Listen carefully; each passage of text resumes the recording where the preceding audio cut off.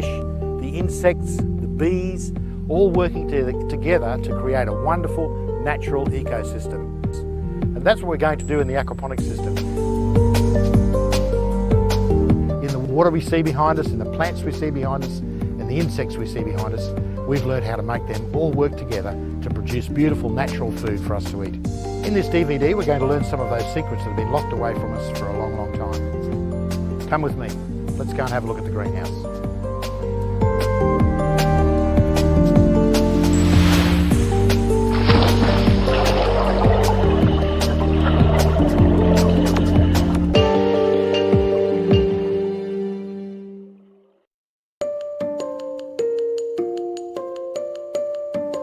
I'm just going to show you around our systems today, and so you can see before we get started, we can just show you the different systems we've got working. And these are all domestic type systems that you could have at your place. The first one here, which stretches all the way along here and feeds these grow beds here, this is a 1200 litre system, or about 300 gallon system, has sleepy cod in it and runs these 400 litre grow beds. So follow me around and I'll show you the other systems.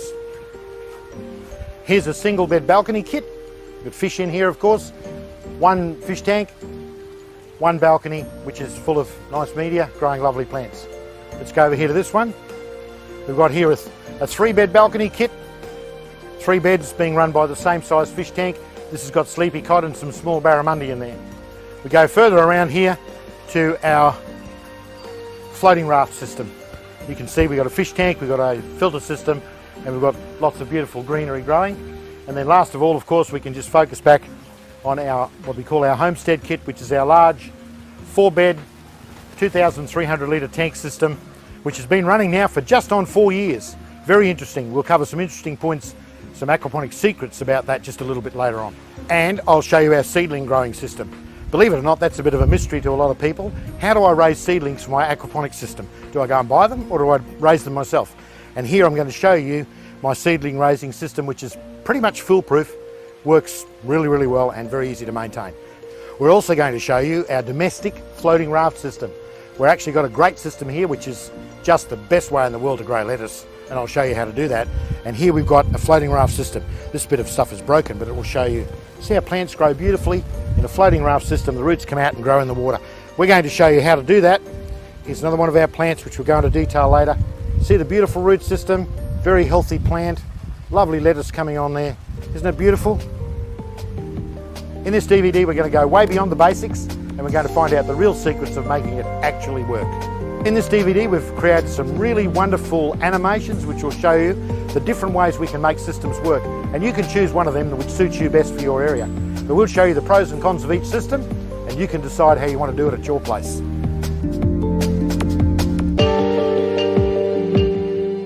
Let's talk about mature systems and how long does it take for an aquaponics system to mature. Sometimes this concerns people a real lot because they start doing aquaponics and sometimes they don't get really good results in the beginning. And so they worry, what's going wrong? Am I doing something wrong? Not really. We've got to remember we're dealing with natural systems that take a while to mature and develop. And I want to show you as an example some corn that I'm growing right now. I've got 2 lots of corn. I planted on the same day from the same seedling batch. I planted one in a system that's right here beside me that is about 18 months old, so it's a mature system. And I planted some more, which we'll show you in just a second, in a new system that the time I planted it was only about 3 weeks old. And you'll see the difference in the corn because of the nutrient availability to the plants. As the system matures, more and more nutrients become available to the plants because the system, the ecosystem that we're developing, the natural system, takes time to develop. See this corn behind us? It's in beautiful condition, lovely dark green colour, and you can see the cobs are coming on. Some of them have even got a double cob on them already. See this one here? Double cob coming already, and the plants are really healthy, they're fresh, and that corn is going to be really beautiful. My mouth's watering already, I can't wait to get to it. And let's go over now and have a look at the other corn and you'll just see the difference in colour. Now there's no trick photography here. The other corn is growing okay, but you will see for yourself, it's just nowhere near as good. This is our second lot of corn. Remember, we planted it on the same day, exactly from the same lot of seedlings. You'll notice we're getting cobs. Yes, cobs are developing, and don't you worry, we'll eat them. But you'll see the colour of the colour of the leaves. It's kind of pale. Even some of these leaves here, if we can get a close of them, you'll see they're striped, which shows a good example of nutrient deficiency. We can still get a corn crop from this, which we will, but it's a good example of a system that's still young and has got a long way to go to develop its full potential. It takes a while for all the nutrients to develop in the system, but the corn is still growing, as you can see, and we've got a variety of herbs around it that are growing quite okay. And in fact, if this was in most regular dirt gardens, you'd probably be delighted. But in our aquaponics system, we've learned to expect much, much more. But I just want you to understand that when you first start with your aquaponics system, it takes time to mature. In fact, some researchers say that it takes up to 12 months for the system to become really nutrient mature and give you constant, consistent results. This is clay pebbles, known in some places as hydroton, or just plain clay pebbles. They're used frequently in the hydroponics industry, and some people like to use them in aquaponics, but there is one downfall, and that is if you get windy conditions like we've just had in Brisbane here. We've had terrible dry, hot winds, and you can see this corn has blown over, and I've had to stand it up again and try and push it up straight and put some more clay pebbles behind it. But that's one of the disadvantages of clay pebbles. Because they move around so easily, tall crops fall over if you get a little bit of wind. And even if you don't get wind, I've grown tomatoes in the past in clay pebbles, and when the bush gets a little bit heavy with fruit, next thing, over it falls. So it's not good. The advantage of clay pebbles, of course, is that they're very easy to work with. They're so nice on your hands. You can easily plant and replant into them, and some of the lady folk like that feature about them. But personally, one of my aquaponic secrets is, if possible, use 3/4 inch gravel. That's another reason why we like it. It's better than the clay pebbles.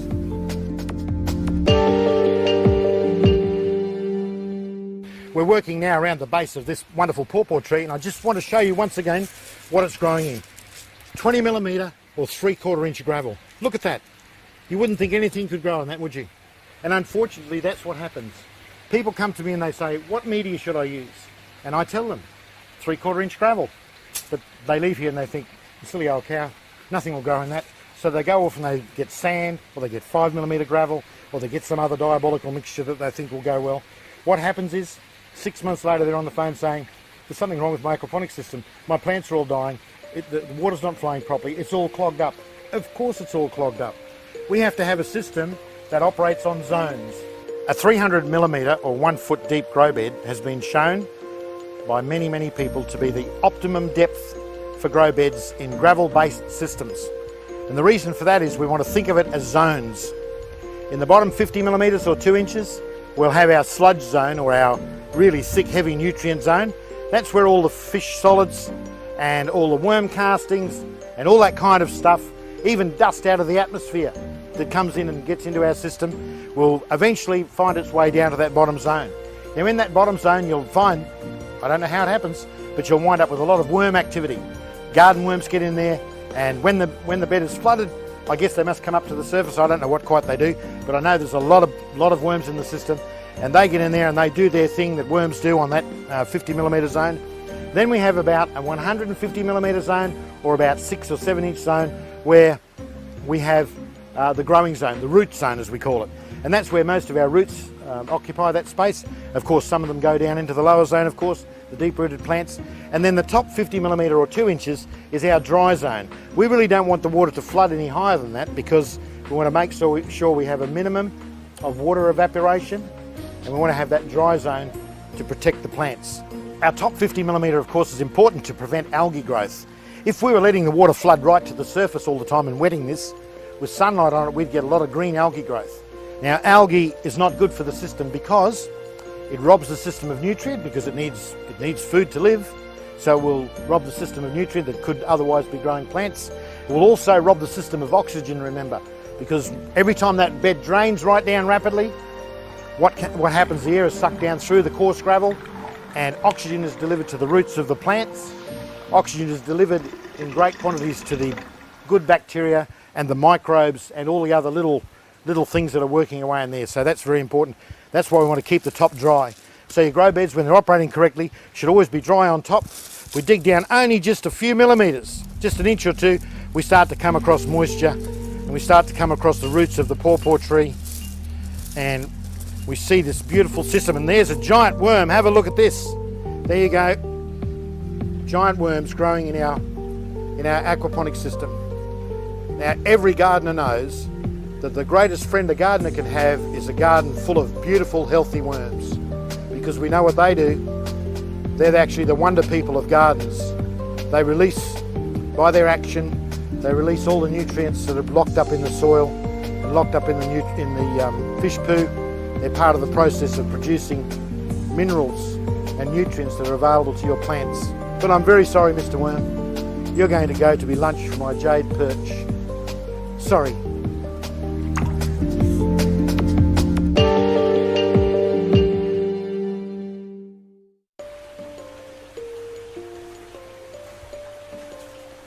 In aquaponics, we need to make use of all our space. We only have a limited amount of space in our grow beds of square metres or square yards of growing area, so we need to make use of vertical space as well, as much as we can. For example, when I plant beans, I always plant climbing beans, and I get them to climb up away from my main growing area, and that gives me good bean crops. In fact, I've found that climbing beans actually last a lot longer than regular dwarf beans. One thing to remember with beans, you may already know this, but pick them while they're young. The bush thinks it's got to grow some more, so it'll keep putting more beans. If you leave some hang there till they start to go to seed, the bush will think, oh, okay, my job's done, and it'll stop cropping. So remember, pick them while they're young, keep them picking, and you'll get a longer life out of the bean bush. Wonderful use of vertical space. And we can see here the tomatoes we're growing. We had some shots we took earlier of this same rack system, and now we've got our new growth for this spring. You can see we've got some really robust tomato bushes growing here. We've got our bean bush, and we're making use of our vertical space, so we'll have tomatoes growing over the top here.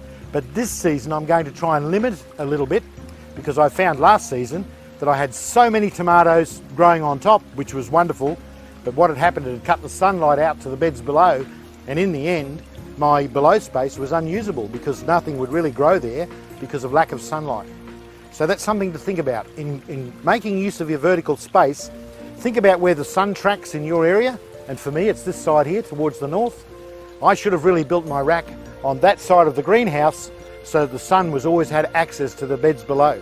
So that's an aquaponics secret. Just make good use of your vertical space and plan your greenhouse so that you can have your tomato and beans and cucumbers and all sorts of climbing vines you can grow over the top, but still allowing sun to get access to your beds below. Just look at these beautiful tomatoes. These are a variety called Amish paste, which is an indeterminate tomato. And that's another secret. When choosing your tomato variety, choose one that will grow in the manner in which you want it to grow. And an indeterminate tomato is a true vine, and you'll find it will grow up for you and it will spread out, and you can trim it and you can make it grow the way you want it to grow.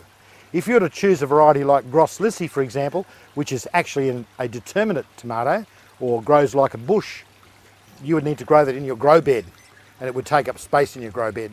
So just think about that when you're choosing the tomato variety and the variety of plants you're going to grow so that you can make use of your vertical space. Here's our indeterminate type of tomato, the Amish paste. You can see some lovely fruit. This is the first fruit of the new season coming on. And with indeterminates, don't be afraid to chop off some of the leaves that don't look so good, because what happens with indeterminates is the leaves will actually die off on the bottom half of the bush. Some people think, oh, the bush, there's something wrong with it, it's sick. But no, it's not. It's a natural part of the tomato's growth, these type of tomatoes. As the bush matures and grows up, those leaves at the bottom will brown off and start to drop off, and just cut them away. It doesn't matter at all. And you can see here, this is what I'm doing, just keeping the whole thing nice and tidy because it looks good for the camera and everybody's happy. We can see our fruit coming along. There's one we got rid of. Nothing wrong with that. It's just getting old. We're talking about using vertical space. Well, vertical space goes down as well, don't forget. Let our chives hang down over the edge of the bed. Plenty of them. Look at them there, miles of them. Let me tell you a secret about chives. As many as you want, just get the scissors and chop them off. Look at that. I've got more chives than we'll be able to use in the kitchen in a week, probably. We just get the little dead ends out of there, and look at that, beautiful chives. Miles of them. I can now get busy and chop these up with my scissors and put into my salad. Lots of chives, wonderful fresh chives. But don't worry about chopping them off with the scissors. You can be as hard as you like on these chives, and believe it or not, inside a week, they'll be shooting back up again.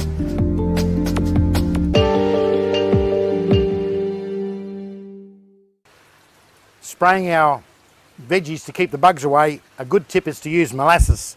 This is just ordinary old molasses. You can get it at most produce stores. You can buy molasses really cheaply. We can get it here in Queensland for about $10 for 4 litres. And actually molasses, for those who don't know, is a byproduct of the sugar refinery process. When they get lovely cane sugar and they take all the goodness out of it and leave you with white sugar, well, one of the byproducts is molasses, which is just full of sweetness and good stuff. Very, very strong in flavour, and we use that to spray our leaves. Now, what good might that do, you ask? Well, there's a school of thought that says that bugs only attack bushes that are weak and low in sugar content, and that is referred to as the Brix number. And plants that are being attacked by grubs and moths are attracted to plants that are low in that. What the molasses does is, when we coat the leaves with molasses, it raises evidently the sugar content or the sugar appearance of the bush, and the bugs move on somewhere else. They go looking for somewhere else that's weaker and not so good. Sounds like a fairy tale? No, it's not, because I've been doing it now here for some weeks to my silver beet that has been badly attacked by moth and laying grubs, and I can tell you I've just about beaten it by just spraying molasses twice a week. So I'll show you how to do it.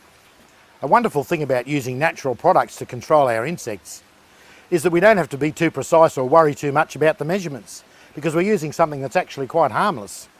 And that, with molasses, we can do that. And we can use it as frequently as we like. We don't have to worry about measuring it or worry if we're poisoning anything. It won't harm the fish. It won't harm the good bugs like lady beetles and that sort of thing. It's just a repellent. You can think of it like a repellent. So I'll just show you how imprecise you can be. We'll just pour some molasses into our container here. That's probably about 2 tablespoons I've put in there. We'll give it a bit more, just to make sure of it. The only trouble is I've found if I do too much, the tomatoes wind up with a little bit of a brown molasses stain on them, but that doesn't matter. Washes off easily. We'll now just add some clean water to fill up our little sprayer.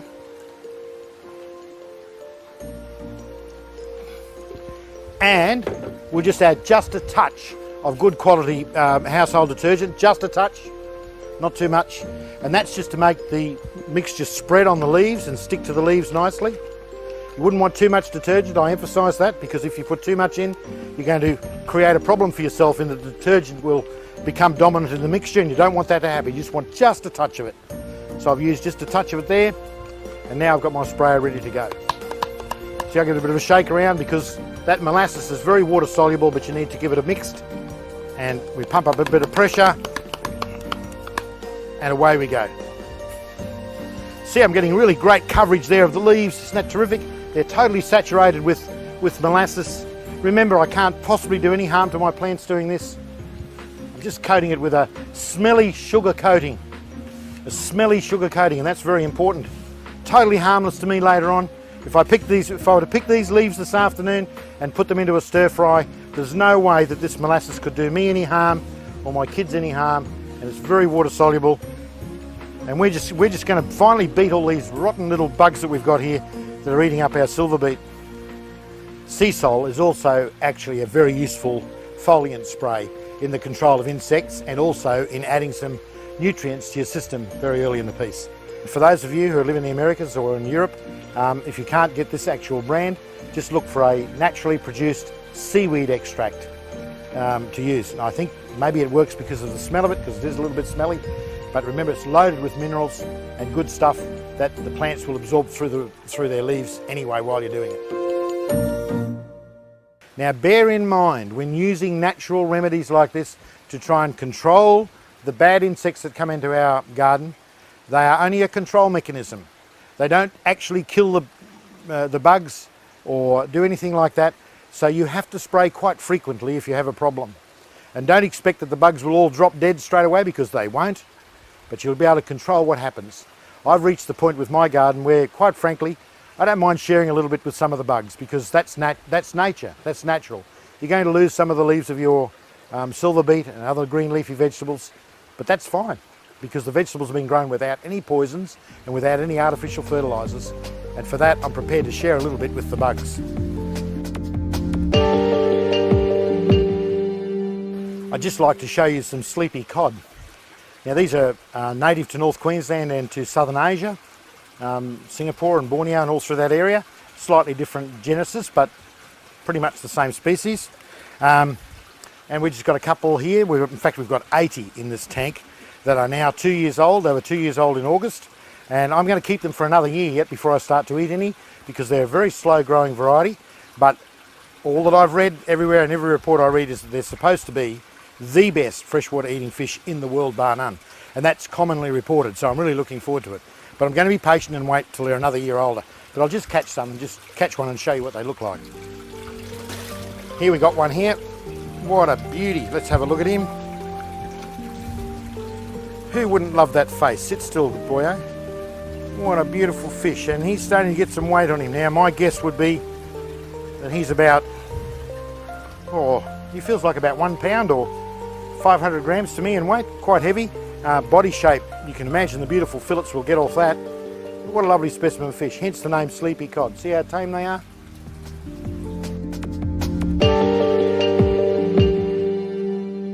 This 300mm deep gravel grow bed is filled with 20mm gravel. Now for those in the Americas, that's 1 foot deep grow bed filled with 3/4 inch gravel. Now I believe this is just so important. This particular grow bed and the ones around me are now 4 years old. They've been functioning for 4 years. This is a wonderful, mature system.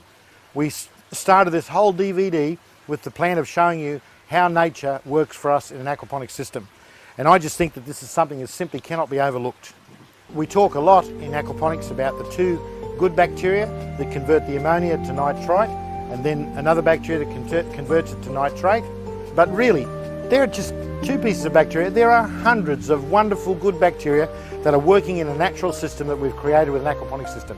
Quite frankly, there are bacteria at work that we just simply don't understand as yet. But one thing I do know, that in a well-balanced, mature system, we get amazing, consistent, remarkable growth results.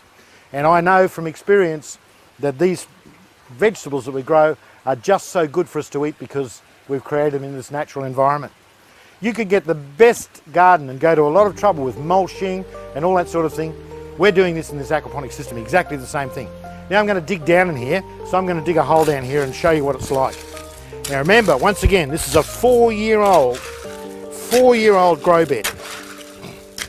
We can see all the wonderful stuff down in here. The water's still draining down on the drain cycle. And look at all this gravel. See all this stuff on my hands? Guess what that is? Fish poo and worm castings that are part of this natural system. Because it's made of 3/4 gravel, all these worm castings, fish poo, and all the other things that are happening in there with natural bacteria and microbes, it's got plenty of space to work. It isn't clogging up. There's no evidence of it clogging up. And it's been going for 4 years. Don't you think that's just fantastic? You couldn't possibly grow the kind of things we grow in these systems in a system that was not working with all those bacteria, microbes, and other things that we just don't know so much about. Look at that. Wonderful, wonderful nutrient. People would pay big money for that to be able to buy it at a garden shop. Just imagine it.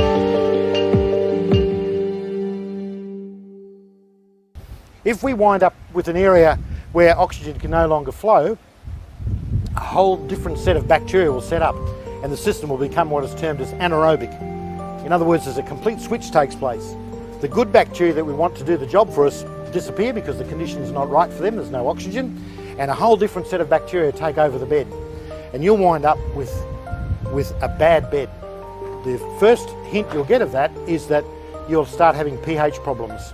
Your pH will start to go up and become more alkaline, and when you have alkalinity in your system, you have what is called nutrient lockout. So any nutrients that may be in the system that may be available to your plants will now become unavailable. We often see people with new systems who are having difficulty with their pH, and they will have what appears to be iron deficiency in their plants.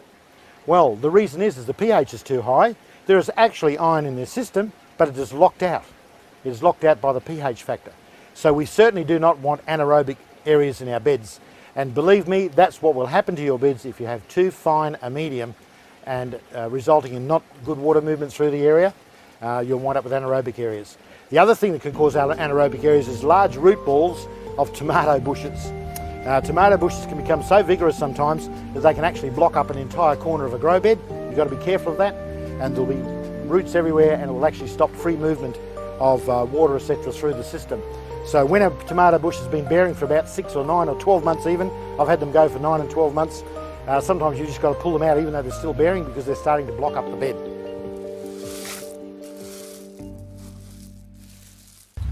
Look at this pawpaw tree behind us, growing in another one of these 4-year-old grow beds. It's been there now for 13 months. We planted it last September, in the middle of the second week of September. We're now in the second week of October, so it's 13 months old. We've grown the most fantastic red pawpaws on that. We've got another one growing beside it in another one of our 4-year-old grow beds. Because quite frankly, for me, the mystery I'm yet to solve totally is I want to be able to grow fruit trees as well as green leafy vegetables. And I believe we've done it here with the pawpaw tree. I've got a good old friend, he's an old pawpaw grower from way back from North Queensland. And he come and told me that just simply, we could not do it. We simply could not grow pawpaws in this environment because pawpaws evidently don't like wet feet. You've heard that expression, I'm sure, many, many times. Oh, you can't grow that plant, it doesn't like wet feet. Well now, a more correct thing to say would be that the plant does not like lack of oxygen around its roots. If we're running a flood and drain system, where we flood the bed, we drain the bed, we flood the bed, we drain the bed. What we're actually doing is delivering water and nutrient every cycle, and we're delivering loads of fresh oxygen every cycle. So plants that just should not grow in this environment actually grow extremely well. Why? Because they're getting all the nutrient they want, they're getting all the water they want, and they're also getting all the oxygen they want around their roots. That's how come we've been able to grow pawpaws successfully. It's my personal belief that we'll be able to grow almost any fruit tree that we want.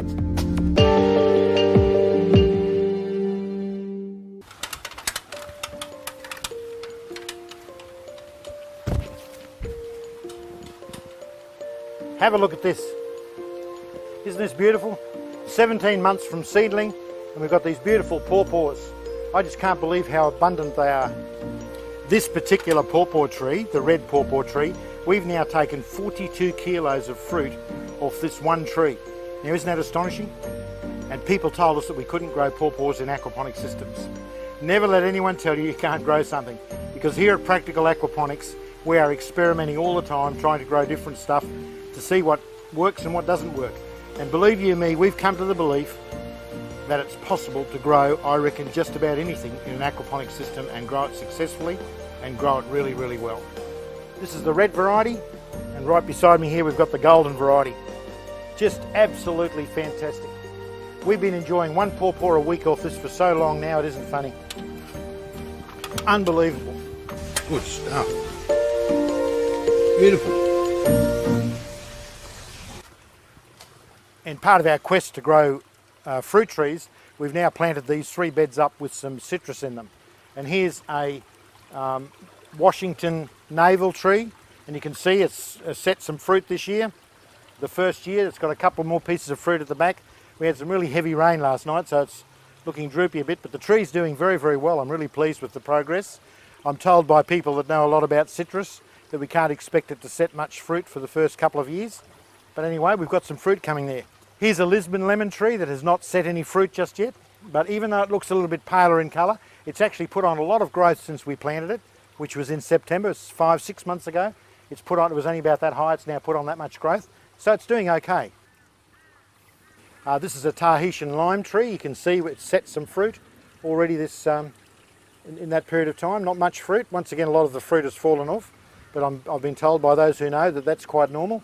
And you can see we've just recently had another little lot of flowerings, and there's some little fruit setting there. So I'm really, really pleased with the progress of those. As these citrus grow, I'm anticipating that we will still be able to grow something underneath them as the trees get bigger. But you can see here in this shot, you can see the way it is. It's in a grow bed that's actually got 300 litre capacity, and it's sitting on top of its own sump, which has got about 300 litre capacity. So it's a really good little system. And as you can see way in the background there, our beautiful big pawpaw trees. Fruit trees do get big. I really hope we get some really big citrus out of this. I'm sure they'll grow really, really well in these grow beds and we'll never have to move them out of them. But they'll be being delivered wonderful nutrients every day. There's worms already established in those beds. I had to dig around the other day and found worms in there. Look at the worms. The aquaponics secret weapon, worms. Look at them all. So we're getting a really good nutrient base building up for these trees, and as they get older, I'm sure we're going to have an abundance of wonderful citrus to use in the kitchen.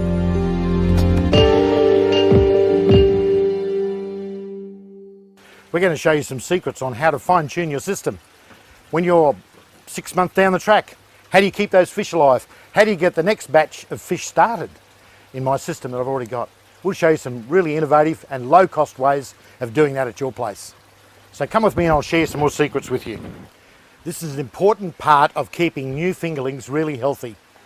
And that is to weekly, when you first get them, weekly, put them in a salt bath. Now right here I've got what I call my hospital tank, which is where I isolate any new fish to begin with. And I've filled this tank up to about 50 to 60 litres of water. And I'm going to make a salt bath to put the fish in, just a 1 hour salt bath.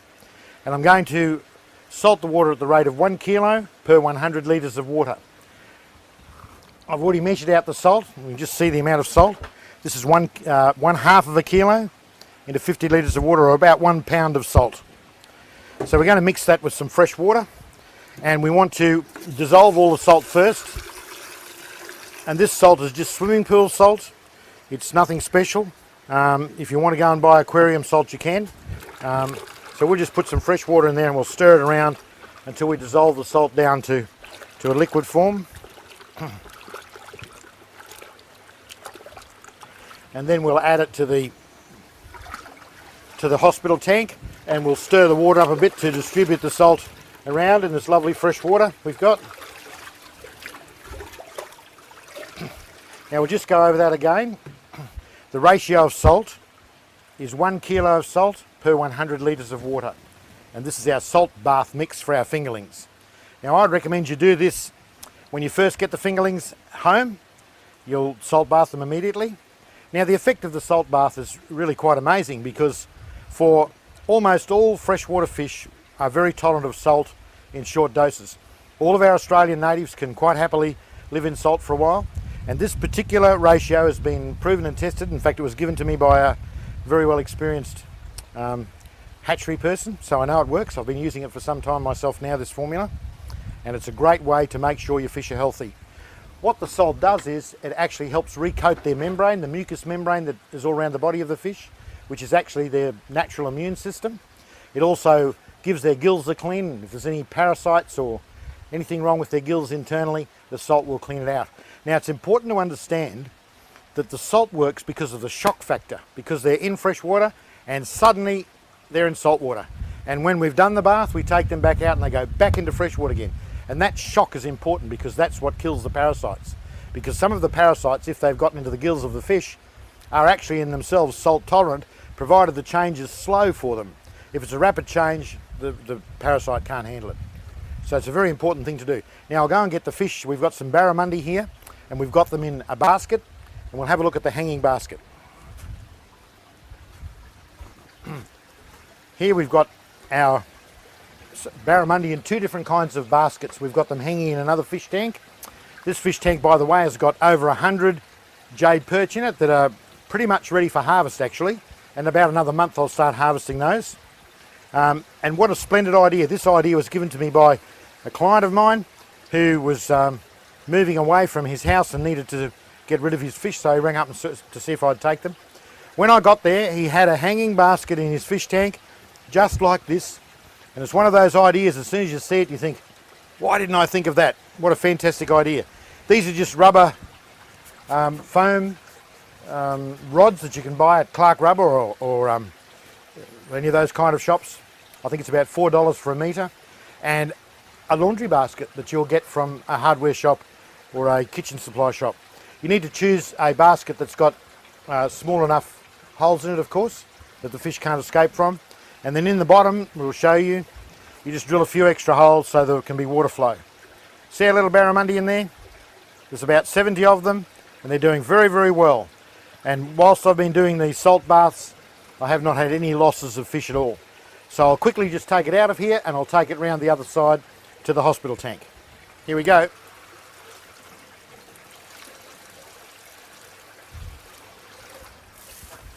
The fish won't suffer through a few minutes of, or a minute or two of being moved around. So now we'll just make sure that the fish are all in that salty solution. And just to make sure that they're okay, we'll add an aerator.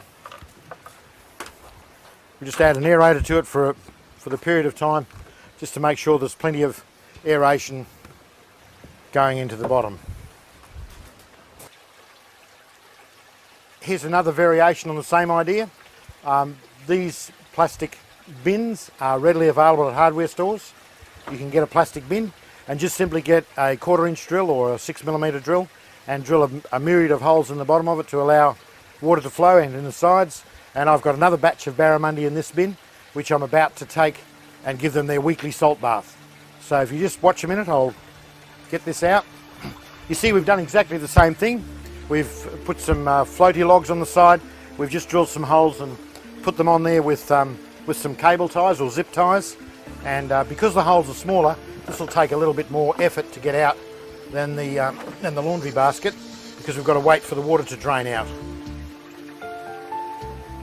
But it will drain out slowly. You can see the holes in the side of it there. The water's draining out.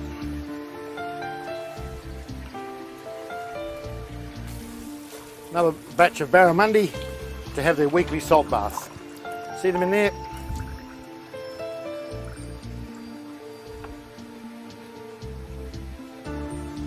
There we go.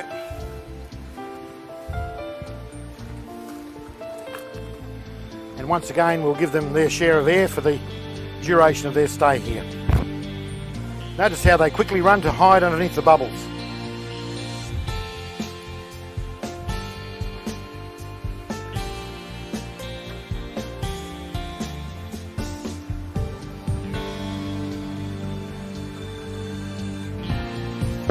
Okay, time's up, so we'll put this batch back in the main tank. See them all healthy as anything.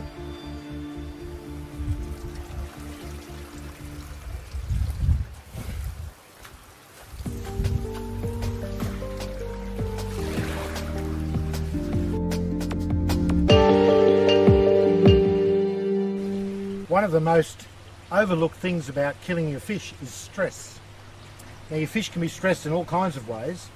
The most common way is when Uncle Sam or cousin Harry comes over to see your aquaponics systems, and they're really intrigued by the fish, so you set about with a net and you start catching fish so they can have a look at them. This is very harmful to your fish. We know this from experience, because when we were shooting our first Aquaponics made easy DVD, we caught the same poor fish about a half a dozen times and kept redoing the shot so we got the right shot, and that poor fish died a few days later from stress. Look at that. That's a beautiful silver perch, weighing about 1.5, 1.7 kilos. What a beautiful specimen of a homegrown fish. Woohoo! Come on, baby, be careful. And it's the same with us humans, really, when you think about it. If we live constantly under stress, we get sick and we die, and it's the same with our fish. That's why we advocate, really, it's not a good thing to be poking at your fish or interfering with them too much. They're much happier if they're kept in semi-darkness, and if their lid is over the thing and they're not too much interfered with. We just notice in our daily feeding of the fish, if I come there and I'm the same person that comes at the same time every day to feed the fish, they're quite happy. But when there's visitors peering in, the fish noticeably go and hide in the corner. They know, and they're stressed, they know there's a stranger there. So try and keep the stress right down to your fish, because stress is a killer. Fish are much happier living in semi-darkness with a nice cover over their tank and not being interfered with too much. Keep it to a minimum. Your fish will live much longer, and when you finally get to eat them, they'll taste a whole lot better.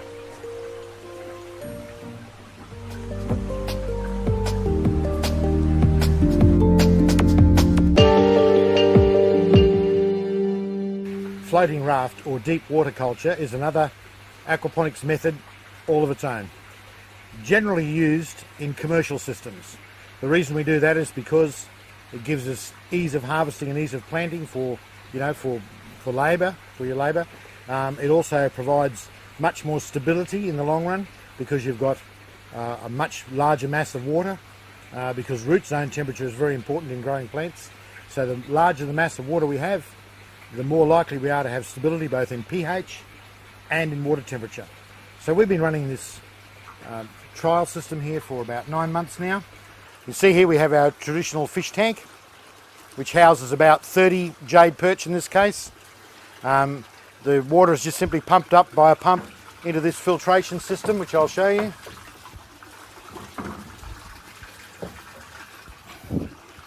We've got a series of spaghetti mat here. The water comes in. You can see these are coming in through aerators, venturis, which are putting a lot of nice oxygen into the water, and the water flows slowly through these. Another bank of aeration, through this one, another bank of aeration, and then the water will finally, any solids that are left will drop out and be prevented by this dam here. The water flows past another chamber, which the way we've got it designed has got a slight swirl action, and down on the bottom there we've got a drain point, the same as we have a drain point here, where any solids that remain can be removed quite easily. In a floating raft system, we want to be able to remove most of the large solids, as many as we can. And the reason for that is because if there are suspended solids in the water to any large degree, what will happen is those suspended solids will adhere to the roots of the plant you're trying to grow. Whilst that may appear to be a good thing initially, what it does is it actually blocks out the oxygen supply to the plants. Because remember, the roots of the plants are totally immersed in water in this system. We're just about to add some lime to our floating raft system to buffer the pH, to bring the pH up. And here we've got a handful of we've put into the chamber, and we'll just watch the progress of it through the filter chamber. Now this filter box that we manufacture has got going through it at the moment 7,000 litres of water per hour. That's the amount of water we're pumping through it, which is quite a high volume for a small filter box. And see how slowly it's moving. And this is the point. Because the water, even though there's a big volume of water coming in, the water is slowed right down as it passes through these filter things, and that allows the time for the solids to drop out into the various chambers. And by watching the progress of the lime through first of all the 3 banks of filter medium, and then into the dropout zone, and then finally into the final dropout zone, you will see just how slowly that actually moves through this filter box. And of course, with the water moving through quite slowly like that, it will help any solids that are in there, you know, suspended solids that don't get picked up by the 3 filter banks. It will help them to drop out and drop to the bottom of the chamber, the first chamber. And when it's in this chamber, see how it's already dropped to the bottom, and now we can start to see the lime moving up the side and coming up the side of the dam. You can see that nicely, now spilling over the side. So that's what happens to our solids. Any solids, suspended solids that move through the system, that manage to get through our 3 banks of filter, drop out in this dropout chamber. You can see distinctly how that happened there by the visual of the lime. And now it runs finally into our final mixing chamber and out. And that's important because we're trying to remove as many of the solids as we possibly can for our floating raft system. On some systems we've installed for customers already that are quite a bit larger than this, we've actually banked these and had a bank of them operating and putting 15 and 20,000 litres of water per hour through them. Very, very effective filter system. Here's a good example of a beautiful oak leaf lettuce that's ready for harvest. And I'll just pull this out and show you. This is the beautiful part about floating raft systems. It's really very easy to remove the plant. You can see there we've got a root system underneath. A few little leaves that we don't want we'll pull off. And there we have, slightly discoloured, which shows that we're not probably getting as much of the solids out as we'd like, but still, as we can see, the plant is very healthy, beautiful, certainly of marketable size, lovely oak leaf lettuce. So the good part about this is we can replant it with great ease. We just put the roots back down into the hole and wriggle the plant down into the system, and there it is, replanted. The plant won't even know it's been out. I'm going to lift this whole tray up and just show you what's underneath. You see all the roots of the plants there hanging down?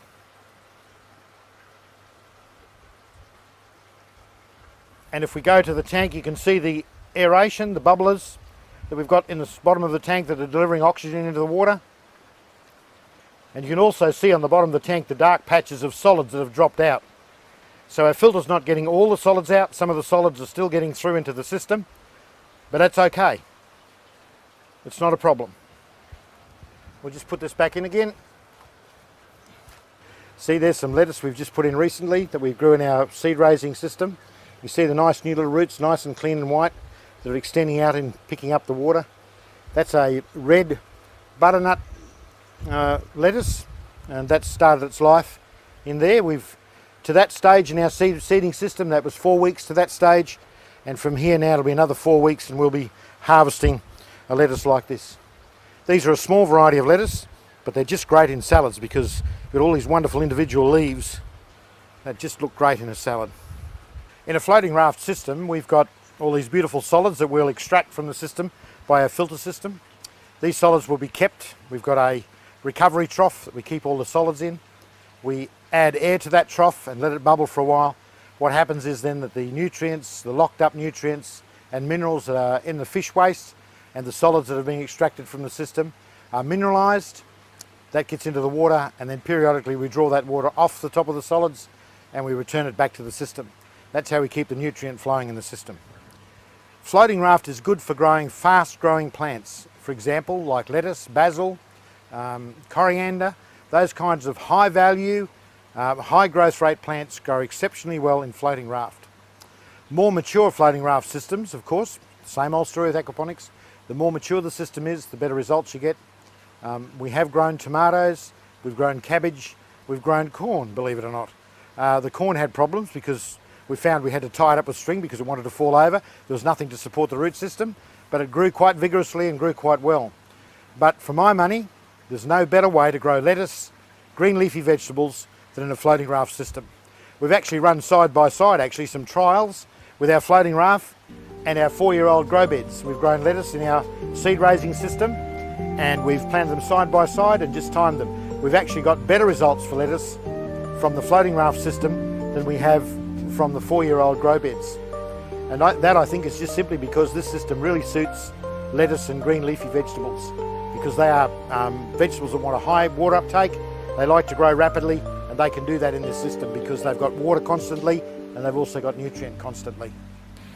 Check out the root length on this lettuce. It's ridiculous, isn't it?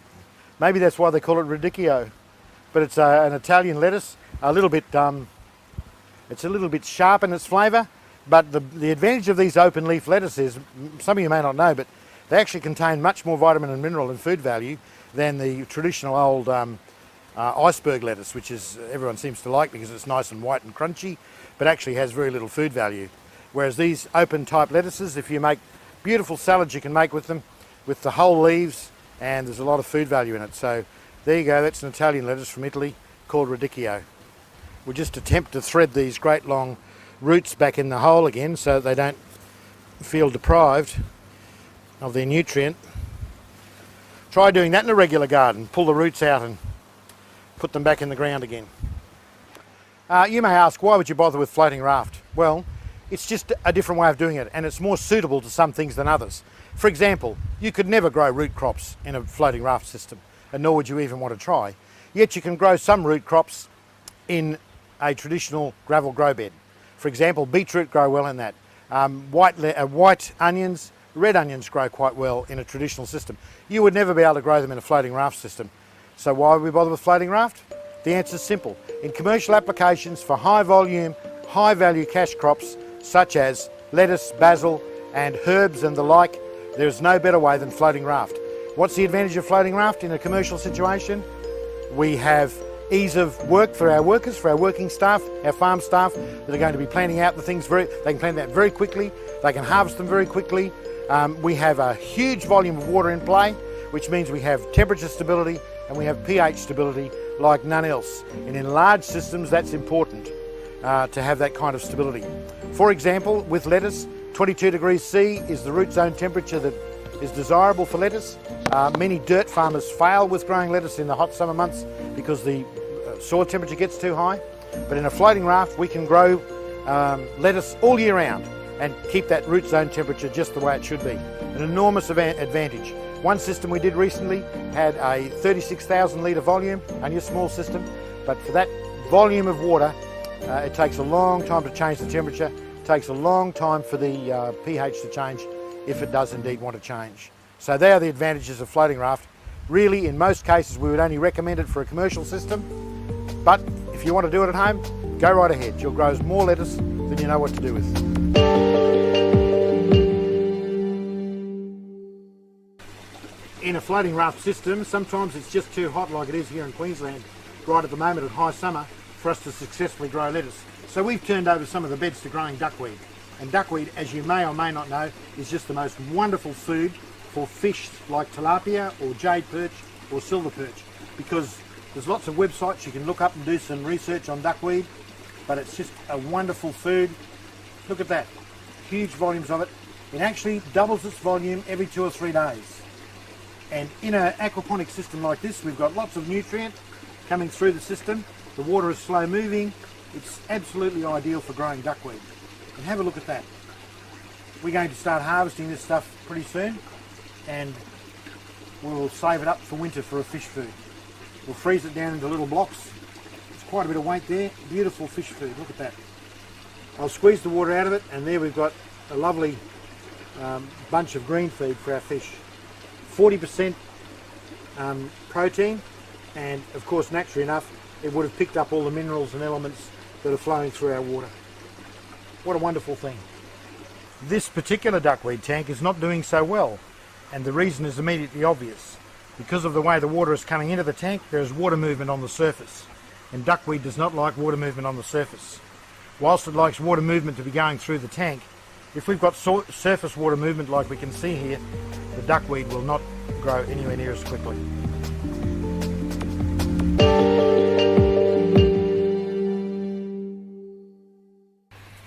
Additives, things that we might want to add to our system, especially in the early days, to try and assist it to become balanced. Once the system is operating correctly, I believe you don't need to add anything personally, but just in the early stages, you may find that you'll have iron deficiencies. So it's a good idea to periodically add iron chelates to your system. You only need to add about a teaspoon to a 1,000 litre system or 250 gallon system, and that will boost the iron content of your system. Once again, I'm talking about the first 3 or 4 months of operation. Another thing you may like to add to your system is sea salt or seaweed extract.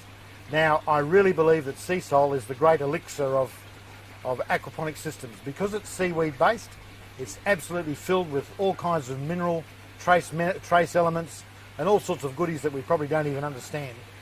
It's totally harmless to the fish, it's totally organic and a natural product, so it's actually a good thing to give your system a good dollop of sea salt every now and again, particularly in the early days. In fact, when we're cycling systems, I recommend that you use sea salt to cycle the system in the beginning. We actually supply a mineral additive with our kit. It's a rock mineral, it's just a rock extract, and it's made up of coal fines and rock, and it's pelletized, and it's a good thing to add to your gravel grow beds or your floating raft system, the filtration system, to add some minerals to it in the early stages to get it all going. So that's part of the other thing that we provide. Around the world there are various kind of rock minerals you can get, which if you really want to, you can start to add them to your system. I've always used it and advocated, but I must be honest, I really don't think it's all that necessary. I really believe that sea salt will do the job for you, or a good quality seaweed extract that you can get locally will do the job for you without a problem. And apart from that, there's really not much to add, except when we're trying to adjust our pH, and that's another subject altogether.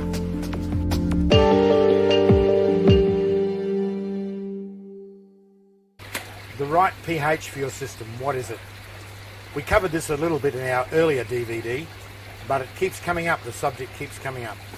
Fish actually are happy with the pH around 7. Plants are happy with the pH down around about 6 or 6.2. So what do we do in an aquaponic system? We have to arrive at a bit of a compromise in order to keep everybody happy. If the pH is above 7, and there are charts available where you can look at this, email me and I'll send you a copy of the chart if you want it, where you can see that we have what is called nutrient lockout when the pH gets to 7 or above.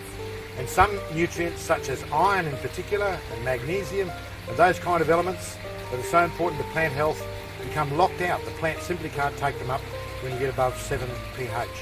So high pH is not good for plant growth. I've seen many of our clients that have trouble with pH. Their pH is too high, their plants look terrible, and they almost give up on aquaponics, and it's all because of pH. Now, in a well-adjusted system that runs really well, the pH will tend to drift down over time, because one of the byproducts of the 2 good main bacteria is they give off an acid, and so the system slowly but surely becomes more acid. Now that's in the system that's working really, really well. If you can't get your pH down, there's usually one of two causes. One, the system is very young and it's still cycling. That could be the first cause. If your system is old and the pH has been good and suddenly it starts to rise, you want to be immediately suspicious of blockage in your beds or somewhere where an anaerobic area has developed. And the blockages could be caused by just too much matter in your bed, you haven't used the right grade of medium, or you might have large plants like tomatoes, etc., that are causing a blockage in one corner of your bed. That's the first thing to suspect. The second thing to suspect might be the medium that you're using, the actual medium. In the area that you got your gravel from, that gravel might be very, very high in lime or some similar types of things that naturally make your system alkaline. If that's the case, you may have to dispense with that gravel and get something else, because consistent high pH is not good for your plants. Let's do a test of this system and I'll just show you. I'll get some water out of the system. We want it to be 5 mil. You see the line on the thing there, so we'll just shake it down until we get to 5 mil.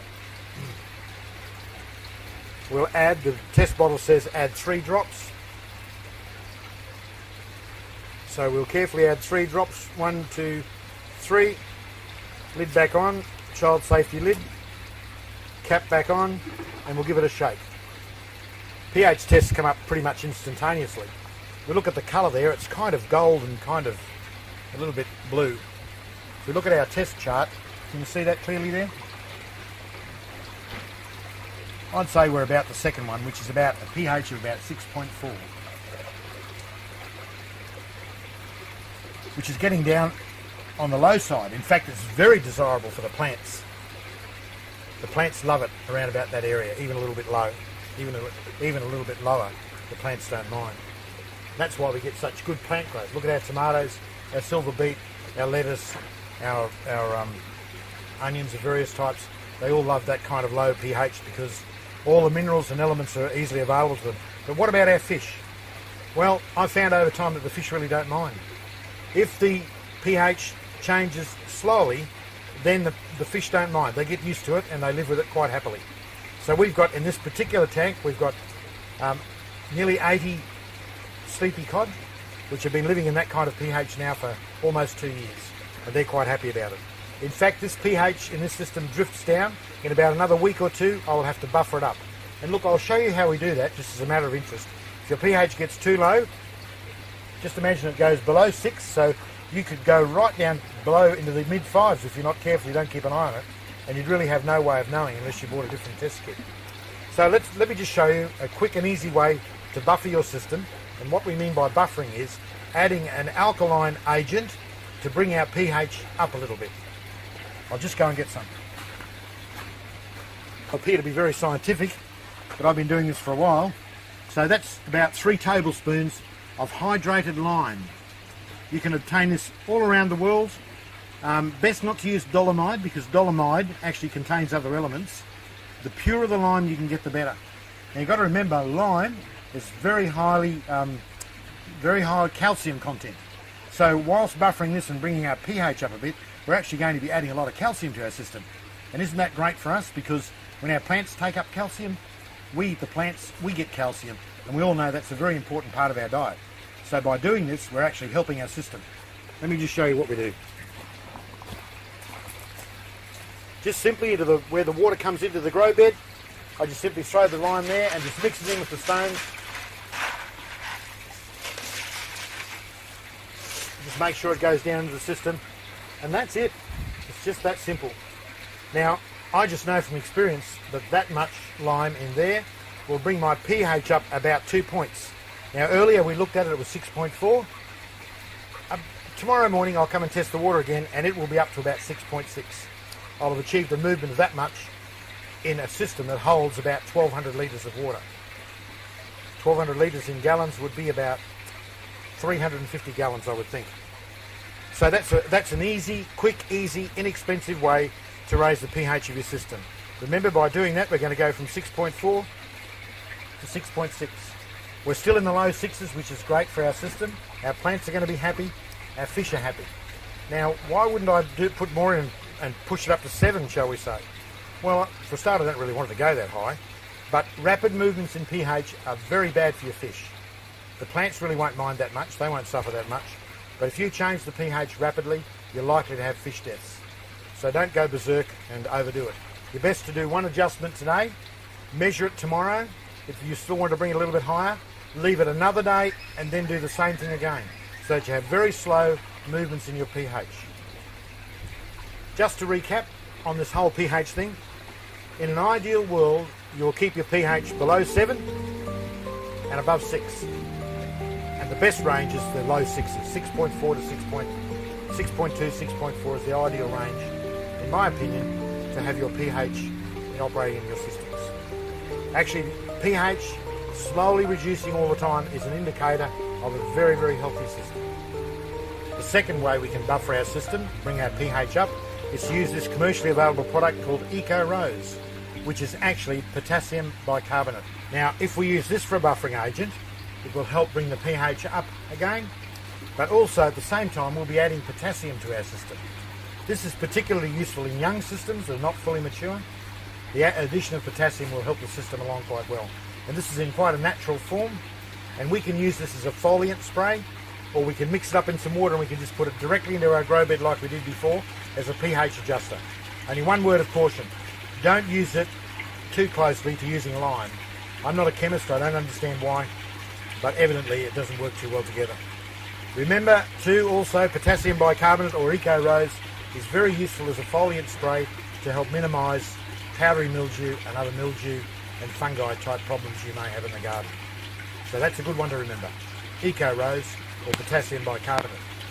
A third way we can buffer our system is using bicarbonate of soda. You can buy that commonly anywhere in supermarkets usually, and bicarbonate of soda is a quick way to buffer a system up again, to make it more alkaline if it's too acid, but it has no real value to the system in any other way. And in fact, it probably adds common salt to the system, which is a thing we don't really want, but you can use it, bicarbonate of soda.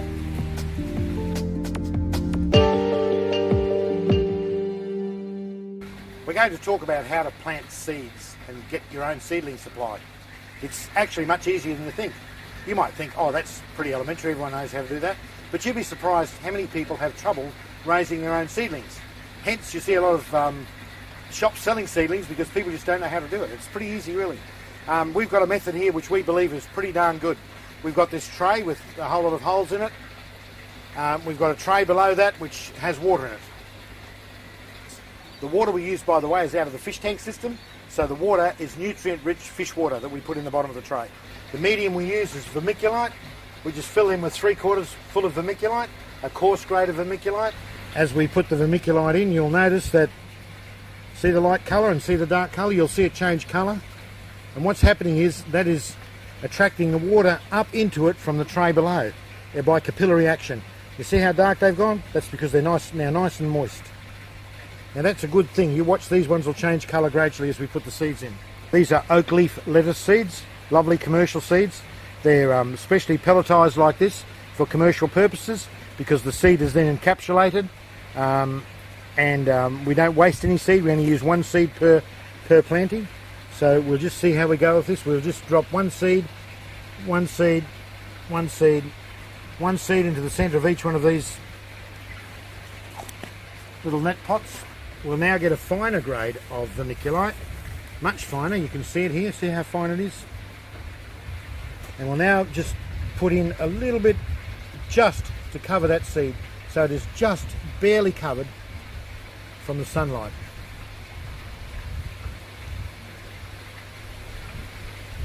There we go, that's it. That's all we have to do. And you can see here, the result here of some seeds that I did, oak leaf seeds that I did 5 days ago. Lettuce have come up, most of them have got 2 seeds in. You see I was a bit lazy there, I should have only put 1 in, but there we go, we've got 2 oak leaf lettuces come up quite nicely. I believe it's part of the sustainability message that we be very conservative with our seed using. I like to be very conservative with it, and this way I only use 1 seed or 2 seeds per pot, and I get all the plants I can use. It's a really important message, I think, to use seeds very judiciously and to use heritage seeds. It's all part of being sustainable and being economical with our garden.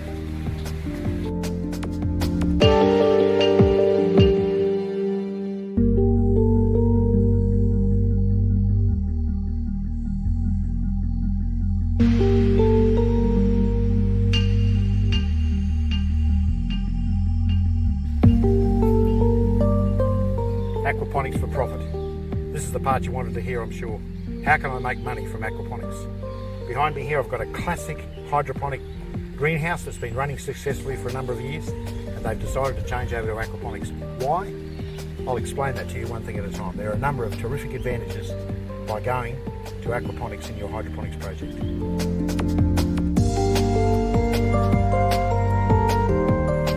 One of the problems experienced by hydro growers with NFT systems, nutrient film technique, is water temperature.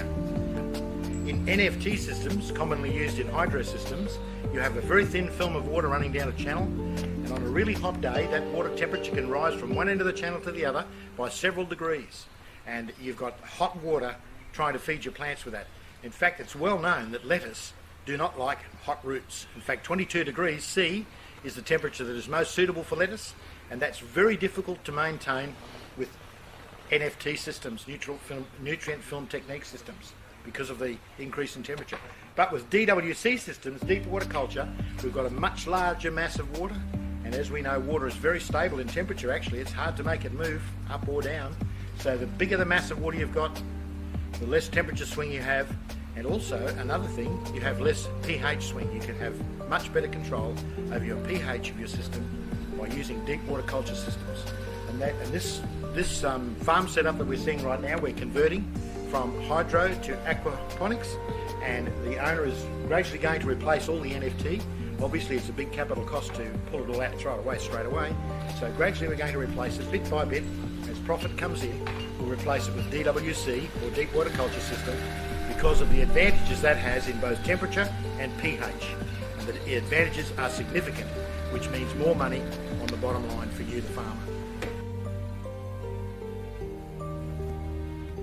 In running an aquaponic system for profit, I've got a secret for you, and you may not like it actually, but the main game is not the fish, the main game is the plants. Most of your profit will be derived from the plants that you grow and sell.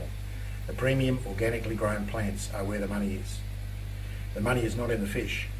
The fish will give you a nice bit of cream on top of the cream cake, as the saying goes, and you'll make some nice tidy sums of money from the fish, but it's not the main game. Most people that get involved in aquaponics get a little bit excited initially and imagine all these fish they're going to sell. Well, that really doesn't happen. You do sell fish, but that's not the main game. The reason is that plants, you can start with a lettuce crop, for example, and no longer than 8 weeks after the day you start, you can be selling a finished product in 8 weeks. Whereas fish are going to take, depending on species, the very earliest 7 months, and some species might even take 2 years before you net a profit from them. So as you can see, in doing aquaponics for profit, the main game is the plants. So let's concentrate on the plants a little bit and see how we can make money out of the plants. This particular greenhouse has 5,000 holes, as the terminology goes. That's holes in the NFT channel, as you can see them there behind me. The number of holes we have is 5,000. Theoretically, that means we can have 5,000 plants growing at any given time. But in actual fact, that's not the whole story. Because with lettuce, for example, which we use as a benchmark crop to talk about, lettuce takes 4 weeks to grow from the time you bring the seedlings into the NFT to when you harvest. So if we have 5,000 holes, but for the sake of mathematics, let's say 4,000 holes, that means we can only harvest 1,000 lettuce per week out of a 4,000 hole system. We're rotating our crops correctly so that every week we take off 1,000 lettuce. Every week we have to have another 1,000 seedlings to go into those holes to replace them straight away. If we're doing deep water culture, the same rules apply. We need to have a specific number of holes, and we need to rotate our crop in that manner. I'm very reluctant to predict income levels because that's dangerous, because for different parts of the world and in different marketplaces you'll experience different prices for your produce.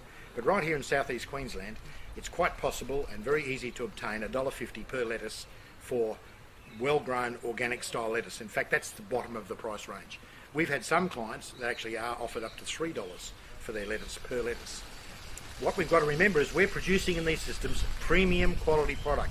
We're not just growing them in some old back paddock somewhere and selling them in the Brisbane markets for the lowest possible price. We're selling them as premium product to a premium market.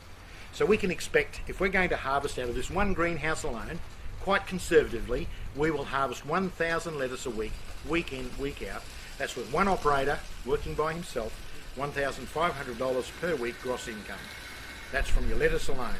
Physical labour on a daily basis would just simply be coming to work, checking that all the pipes are running, the pump's running, everything's going fine, and then harvesting your lettuce. Now, whether you do that on one day per week or whether you do some lettuce every day per week will depend on your own particular market strategy. But over the week you have to harvest 1,000 lettuce, and over the week you have to plant out 1,000 seedlings. We have got some growers already who are reporting to us that that represents about 2 hours work per day once they're well organised. Obviously initially you'll have to put a lot of effort into it, but once they're organised it's about 2 to 2.5 hours work per day. Now that's not a bad way to make a living.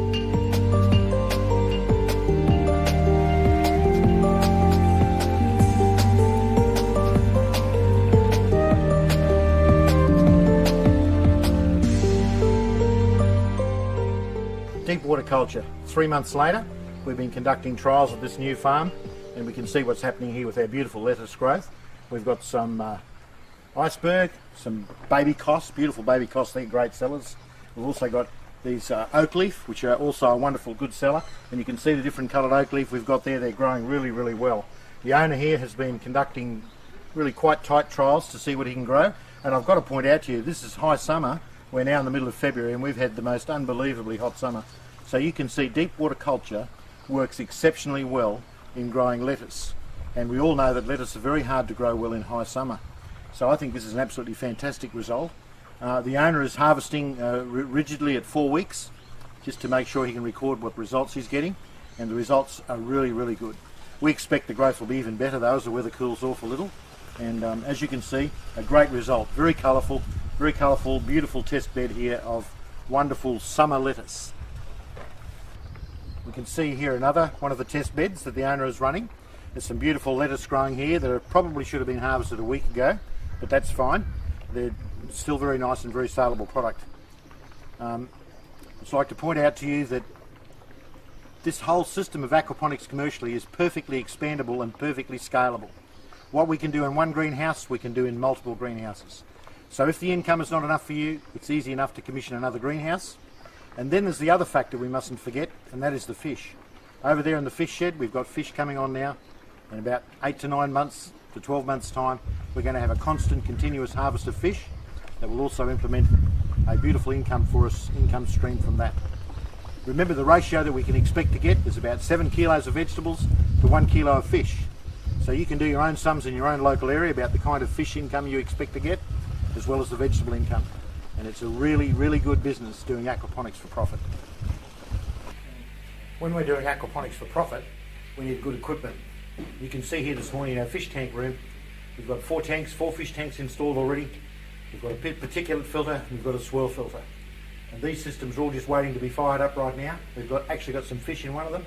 And this is the first 4 tanks of a 12 tank system, which will house barramundi and jade perch. These tanks operate in series. The water is coming from our sump system where the pump is. It is being pumped under pressure up to our tanks and empties into this tank first, passes through this tank, air is added, passes through to this tank, air is added, then the water drains off and goes into our swirl filter, to our nitrification filter, and then returns once again to the growing area with nutrient-rich water ready to feed our plants.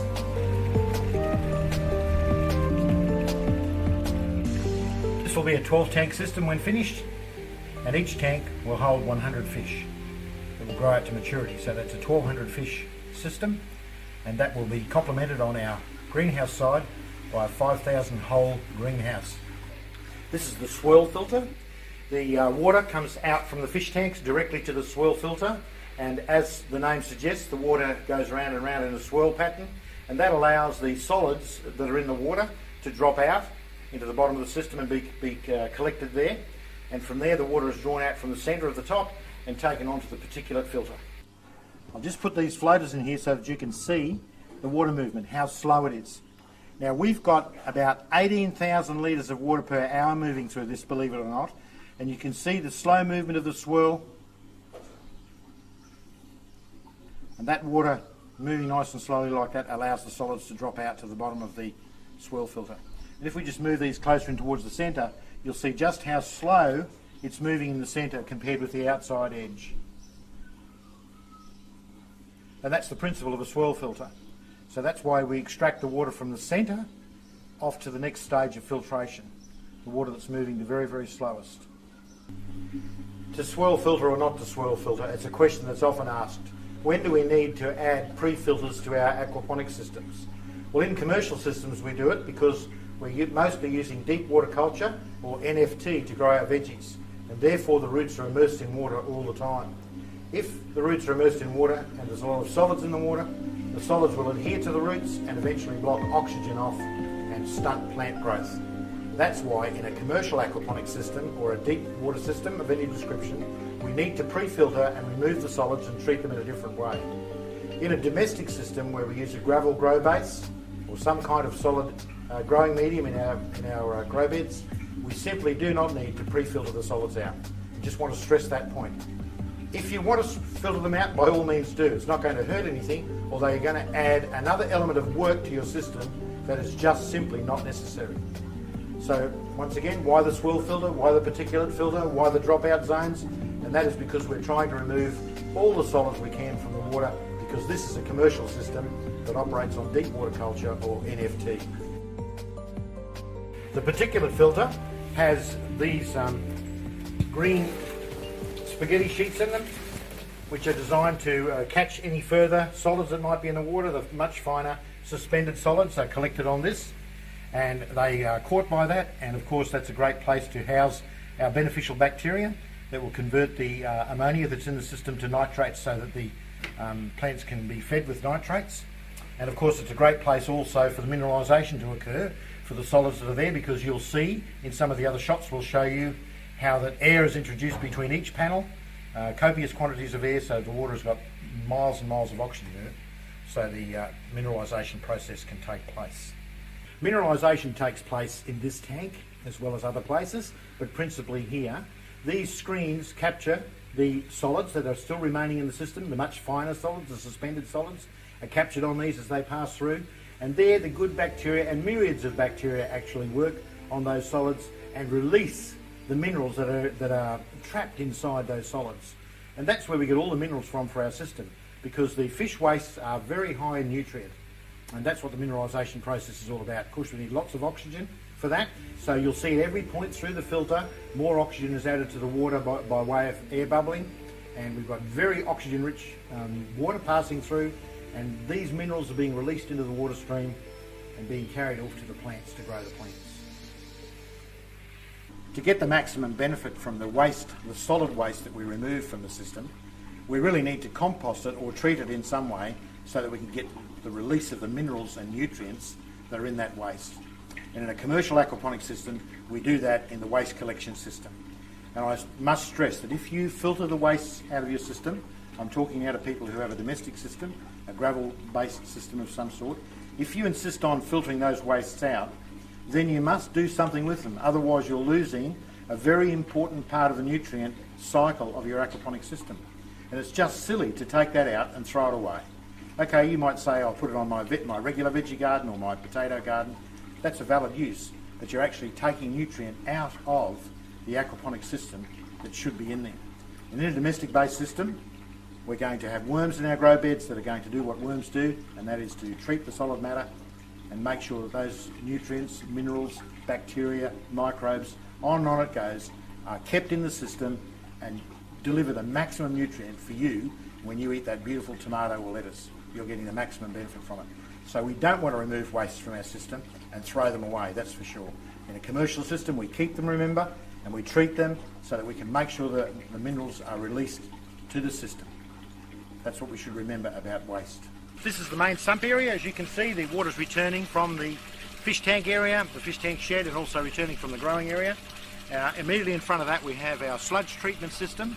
Sludge from any area in the system, from the swirl filter, the main swirl filter in the fish shed, and from the particulate filter. Any sludge that's drawn off from there will wind up in this sludge tank down here, where copious amounts of air are added in order to mineralise the solid wastes. And that, of course, the water is then drawn off and returned to the system, full of minerals, so that nothing is lost to the system as far as mineral and nutrient goes. Isn't that wonderful? So the water comes through several systems of sludge removal. In fact, in this system we've actually got 6 points in the system where sludge and solids can be removed, collected, moved to the sludge treatment system and treated, water drawn off, clear water drawn off, full of minerals, and returned to the system again to be recirculated through the growing area. What a fantastic system. Nothing is lost.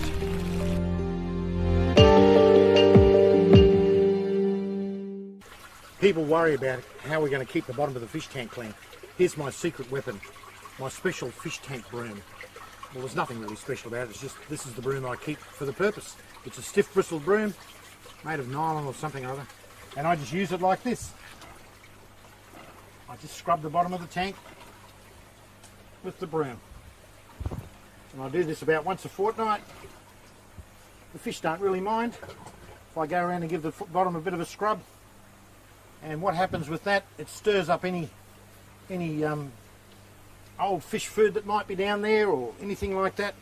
And you can see that water starting to get a little bit dirty now. And now I'm going to give the sides a bit of a scrub. We don't want to do it too often because we don't want to stress our fish too much.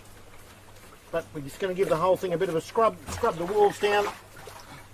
And that's it. You can see the water has gone a little bit dirty now, but that's fine. The pump will pick that up. It'll deliver all that stuff into the grow beds. It becomes part of the nutrient chain for our system. And we're keeping the bottom of our fish tank clean. I'll show you another tank. This is our barramundi fish tank. We've got in here about 100 barramundi, little fellows. They're only about 6 inches long or 150 millimetres long. But barramundis are big poopers. They do they eat a lot of food and they pass a lot of matter. And you can see the bottom of the tank is quite dirty. So we're going to give that its weekly scrub right now. And this will stir up all the food and stuff for fish poo that might be on the bottom of the tank. It'll settle down there. We'll give the sides a quick scrub because we don't want to stress the fish too much, but it's something that we must do. We must give it a bit of a scrub. There we go, that's all there is to it. See how dirty the water's become? That's fine. All the fish poo, you can see the suspended solids in the water now. They'll be picked up by the pump and taken to the grow bed, and there they'll become part of the nutrient chain. You'll see we're running a pretty big pump in this tank. In fact, we're running a 15,000 litre per hour pump because we want to circulate a lot of water for our barramundi. They're a fish that like a lot of water movement. So we've got a bypass here. Some of the water is being bypassed and sprayed out over the top of the surface to create more oxygen. And we've also got another bypass coming off the side of the pump here, pointing straight up in the air, that allows more water movement. And underneath the water, you can't see it, we've also got another nozzle that points in that direction, so that we have circulation of water underneath that keeps everything moving. We do that especially for the barramundi because they like a lot of water movement and they like clean water. It doesn't look too clean at the moment, but in about an hour's time, all that stuff that we've stirred up will be in the grow bed, being part of the nutrient cycle, and the water will be nice and clean again, full of oxygen, lots of water movement, very happy barramundi.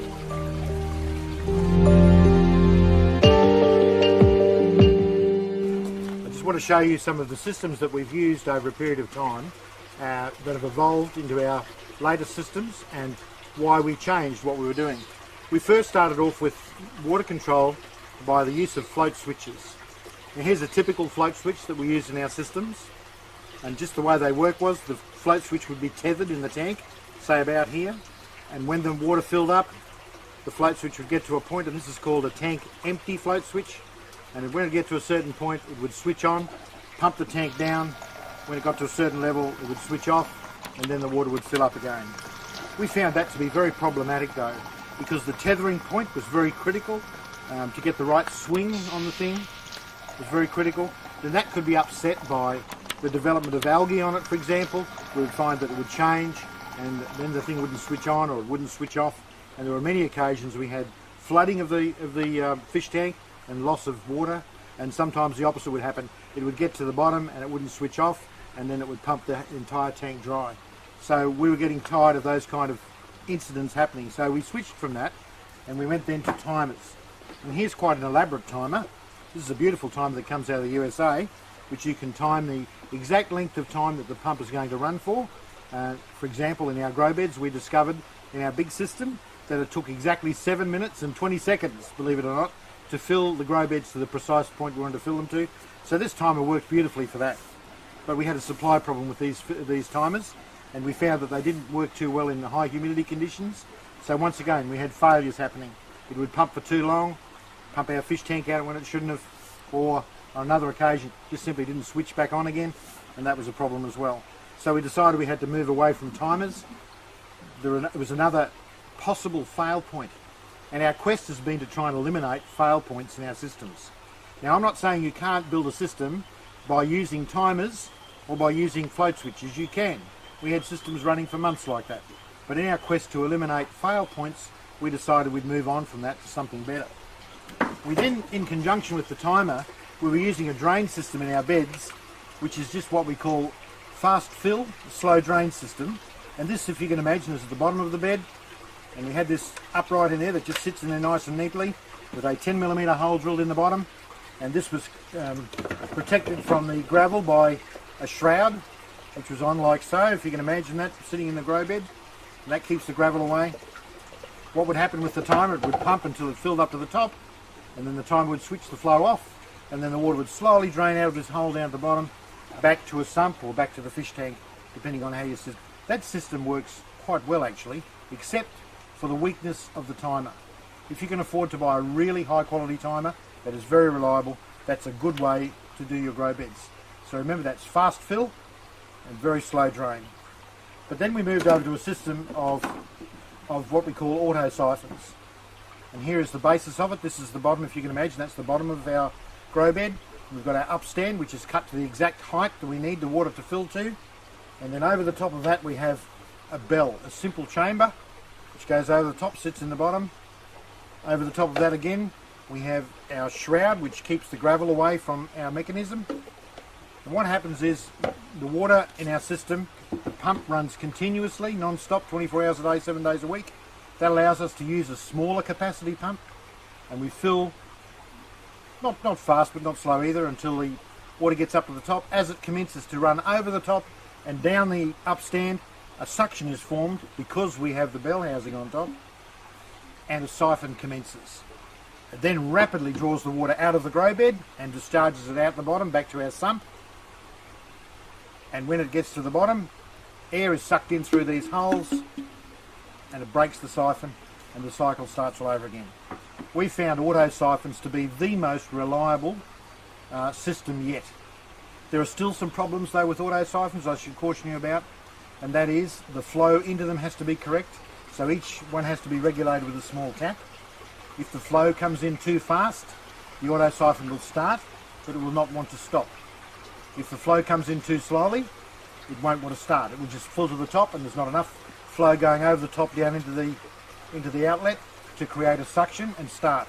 So you'll have a grow bed that's full of water and is dribbling out of the bottom and nothing happening. So you have to regulate it with a tap.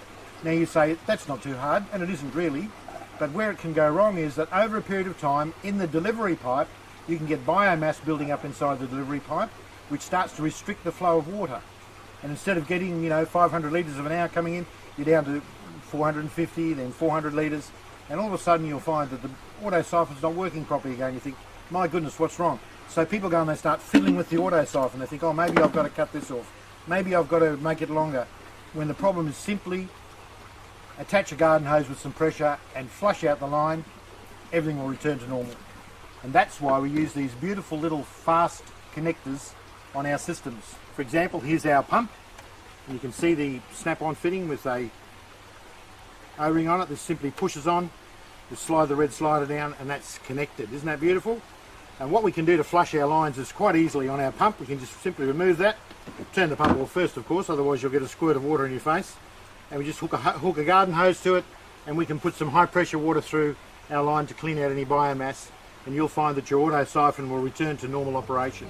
Auto siphons are pretty much foolproof, provided you keep things nice and clean and make sure you do some regular maintenance on your system. The setup of the auto siphon is really very simple, and if your auto siphon stops working, for example, if it is either starting and won't stop or stopping and won't start, then the problem is not solved by fiddling around with the auto siphon itself. It's almost always something to do with the pipework external to it. Here's another little addition we've put on the auto siphon, and that is a breather pipe. So if you can imagine this, here's our delivery pipe that is taking the water back to our fish tank. Here is the auto siphon with the bell over it. Inside our grow bed is here. If you can imagine it here, this is outside our grow bed. what will happen here, that when the auto siphon starts, the water will flow down away to our fish tank or to our gathering sump. And when it gets towards the end, particularly if you have a long run here, the auto siphon needs to suck some air back into the line in order to break. So that's why we've put this additional breather on the end here, which will allow that to happen. That's an important thing, to make sure that air can get back into the line. Some people try and set up their auto siphon and they wind up with this delivery pipe running uphill. Now, it might only be uphill by a few millimetres, but if it's running uphill, your auto siphon just simply will not stop. It just simply won't. And we've seen customers who've set up their own business, their own systems, and through having that running uphill, it just simply won't work. They blame the auto siphon. It's not the auto siphon's fault. Water, incidentally, won't run uphill. Some fact that a lot of people overlook. So long as that's running slightly downhill and there's no up and downs in it, the auto siphon will work each and every time, flawlessly.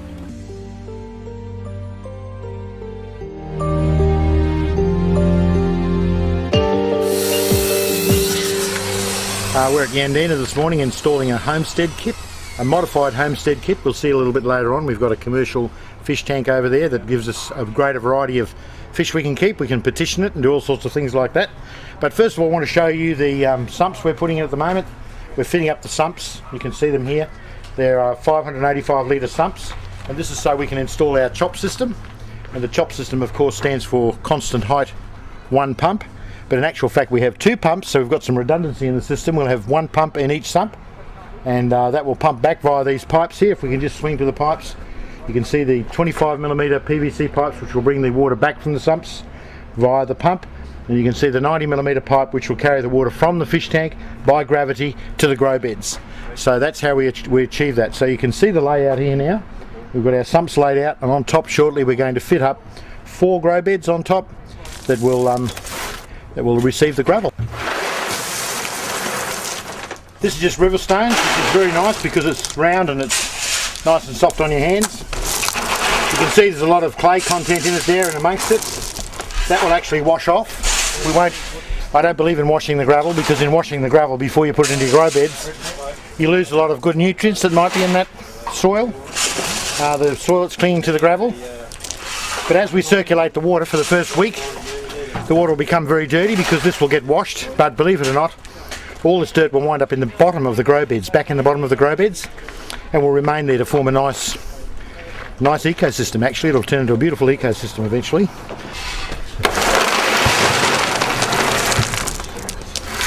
Why do we use the chop system? Well, this has come about because we want to get to a situation where we can use the absolute minimum of power to move the water around. Because an aquaponics system is a perfectly natural system, except for the reason that we have to move the water, and we can only do that with pumps of some sort or another. So over a period of time, we've strived to get our pump down, our pump size down, pump size down, pump size down, so we can get to a very minimum. And this is the way we've achieved it, by having the water flow in one direction is done by gravity, and in the other direction it's removed from the sumps back to the fish tank by the smallest possible pump. Now in this system, as I said earlier, we've actually got 2 pumps, but we only need to use one. The second pump is really just a standby pump for redundancy purposes, but we only need to use one, and the pump is actually only a 60 watt pump, moving 4,000 litres of water per hour it's capable of. So you can see we can have a good water flow with a minimum of fuss. Originally our systems had 2 pumps in them all the time. One was required to move the water out from the fish tank and one to move it back, and we quickly discovered that that was just a waste of energy. So that's why we do the chop system. In this beautiful tank, we have aeration at the bottom in our commercial tank here. You can see in the middle we've got 2 areas where any solids that are not picked up by the system and moved out to the grow beds will be gathered up and can be disposed of later. And we've got an upstand pipe here that will allow us to draw the water from the bottom of the fish tank by gravity out to the grow beds, and the water of course will come back from the grow beds by the use of the very small pump that we've got and go into the top of the tank. So therefore we've got good water circulation going through the tank, and we're moving the water backwards and forwards at all times with the minimum of energy requirement. Now it's absolutely imperative that at the grow bed, where the entrance comes into the grow bed, where the water is delivered, all those grow beds must be absolutely level, because quite logically, if one grow bed is say 10 or 15 millimetres lower than the other one, the lower one will receive the majority of the water. We've actually got a connecting pipe here. See this 40mm pipe running along here? That connects the two sumps together, and that's a balancing pipe to keep both. That's to keep both the sumps at the same level, and that's how we can run only one pump. We only need to run one pump because the water will drain from this two grow beds into that sump, and that two grow beds into that sump. But the water will be balanced between the two, so the water will flow from one to the other, and that way we'll always have a balanced system. If the grow beds are perfectly level, then you're going to have even distribution of water. You can solve the problem to a degree if you have not got them exactly level by introducing a ball valve or some kind of tap on the outlet so you can adjust the water, but that's an additional expense. If you take the time in the first place to make sure that all your grow bed inlets are perfectly level, then you won't have a problem.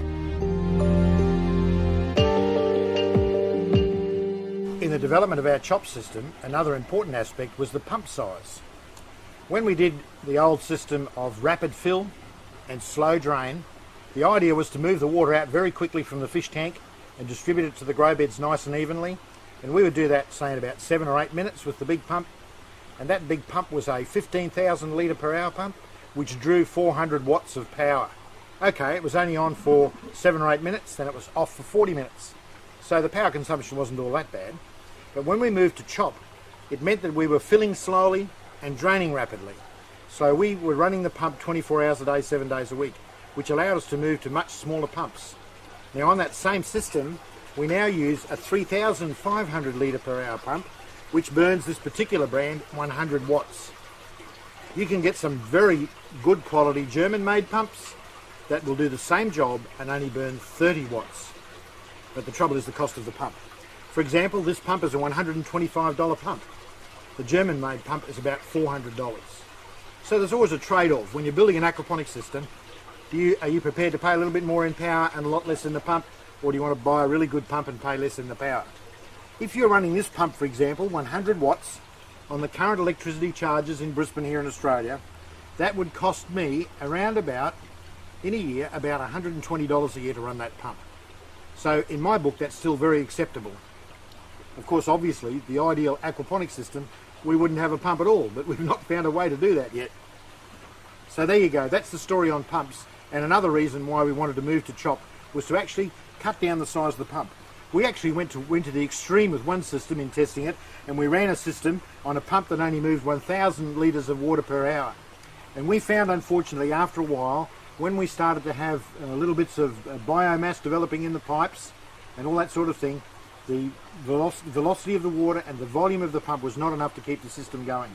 And we found that we had grow beds stopping, the auto siphons weren't starting, and all those sort of problems. So we've had to bring the size of the pumps back up again to a level where the thing will function and continue to run with a minimum of maintenance.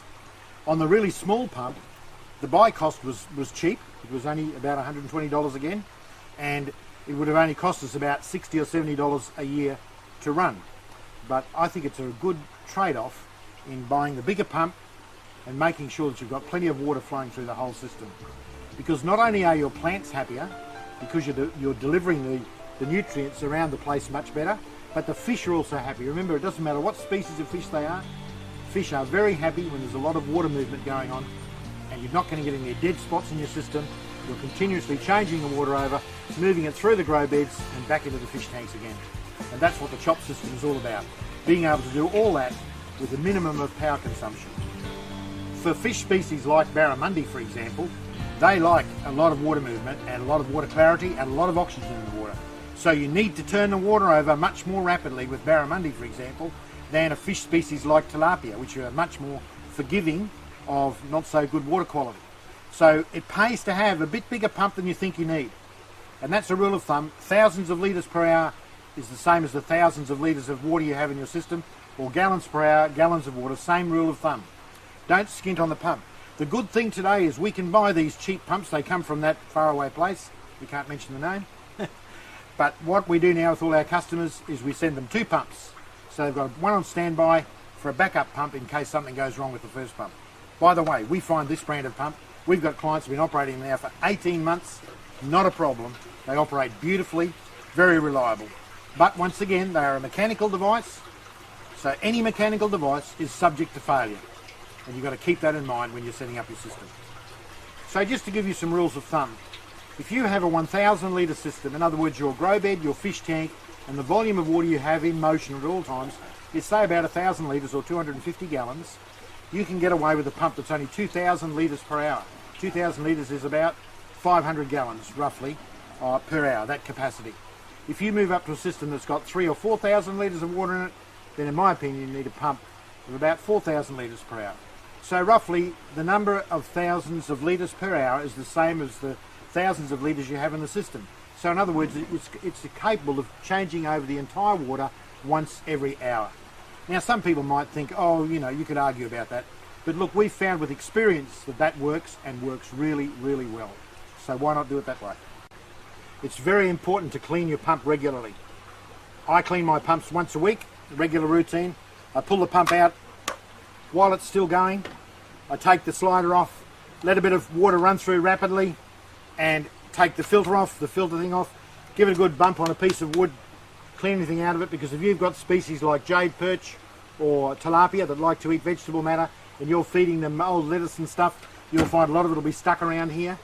You can wind up with problems with your filter completely blocked, your pump grinding away, not moving any water, and someone rings me up and they say, my auto siphons aren't working. There's nothing wrong with the auto siphon, they haven't cleaned their pump for the last 3 months. So regular routine, once a week, clean your pump. It takes you about 2 minutes. Snap the filter back on, back in the water, and away it goes. Another easy way to clean your pump is just use a banister brush.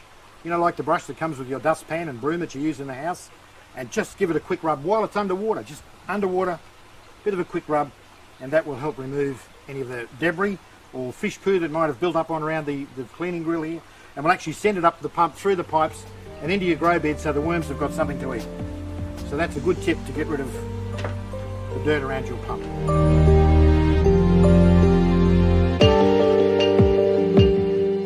Here's our water coming back from our sump from the chop system. The water is being pumped back through here. You can see we've got it spraying to create a bit of a circular motion inside the tank. This bubble of air you can see coming up, that's a big aerator we've got with a big, huge air disc down the bottom to provide lots and lots of oxygen into the water. And here is the second water inlet. We've got a second pump running at the moment because we like to have lots and lots of water volume coming through. And I like to have a second pump running, even though it burns a bit more power. I like to have that running to make sure that the water is going to come back. If one pump fails in the middle of the night, I'm not worried. There's still another pump that in its own right is capable of bringing the water back. So that's what's happening. Lots of water coming back, lots and lots of aeration. The fish love that. And here's where the water goes out by gravity back to the grow bed. So I'll just pull this out. You can see the water there flowing freely back. And that amount of water that flows out is equal to the amount of water that flows in. And it must be if you think about it. Some people get worried and they think, oh my goodness, if we pump that water back, what's to stop it from overflowing? Well, obviously we must have a pipe that's big enough to carry the water, because this is only running by gravity. So we've used a 90mm pipe, or a 3 7/8 inch pipe, I think it would be in Imperial, to carry the water about. And we've got this, we've made up this upstand, which forces the water to come up from the bottom of the tank and out. We've got a small hole in here so it doesn't form a siphon and suck our tank dry. And when that's in place, we know we're bringing water in from the sumps into the top of the tank. It's circulating around, and the water must come out from the bottom of the tank up through this outlet and flow back to our grow beds. In the grow bed will fill by gravity. The auto siphon will start when the bed is full. It will empty the water into the sump below, and the pump in the sump will pick the water up and bring it back into the fish tank. So we have a complete cycle going on. If something happens, and this is the beauty of the chop system, if something happens that the pumps all stop, let's say the power goes off or some terrible thing happens, it's just simply going to stop. That's all that will happen. The water in the fish tank will remain at exactly the same level, and the fish are safe until we can come down.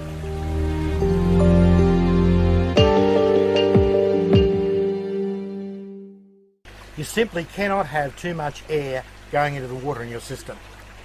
Most fish kills in home aquaponics systems are caused by some failure in aeration in the system. And that can be caused by the pump stopping, no water circulation, your aeration system failing, all sorts of reasons. So don't be afraid to add more air than you think is necessary. You see in this big tank with our water coming in from the sump The action of the water splashing on the surface, that adds oxygen to the water. The action of our big disc aerator in this big system is just a wonderful thing to add oxygen to our water.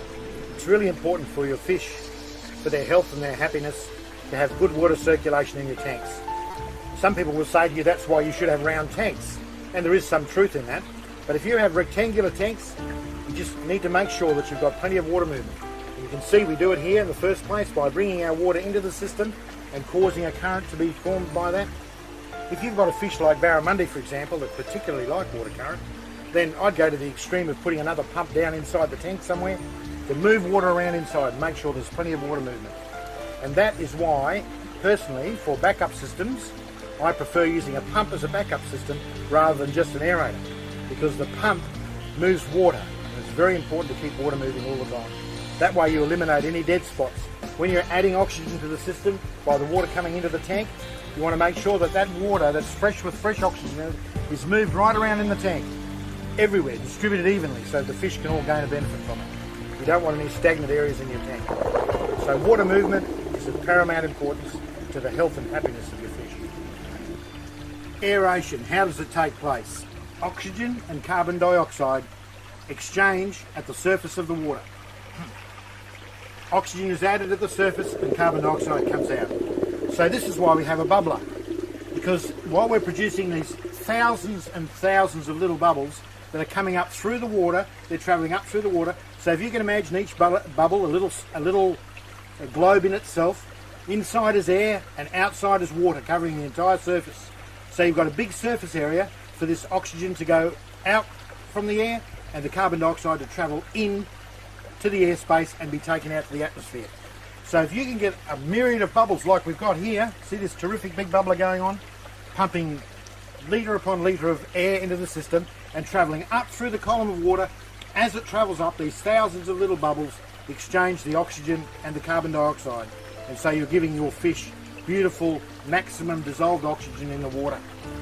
So don't be fooled into thinking that it's just going to happen by itself just at the surface. The surface is not enough. It would be enough, for example, if we had the same number of fish in a huge dam of acres in size, because then there's enough surface area for the natural exchange to take place. But when we have fish living in a compacted area, like in a tank, we must provide aeration to the water. And the best way is plenty of oxygen going into a good membrane, fine membrane, to produce a fine bubble system like we have here. You can see it's massive, the amount of small bubbles that are travelling up there and causing oxygen and carbon dioxide to be exchanged and giving the fish beautiful, healthy, plenty of oxygen water. Now the benefit also flows onto the plants, you've got to remember, because this water that's absolutely loaded with oxygen is now going to flow out of our tank system. It's going to go to our grow beds, and there we've got water going. It's going to surround the roots of our plants with loads and loads of oxygen in it to start with. Then when our grow bed drains, we're going to suck air down through all that lovely gravel, and we're going to have lots and lots of oxygen delivered to the roots again. So it's an ongoing process. By moving water and by moving air, we're creating absolutely ideal systems, just like you'd find in that mountain waterfall with the beautiful little lake below and the lovely fish growing in there in a beautiful pristine condition. We're doing exactly the same thing at home here in our own backyard.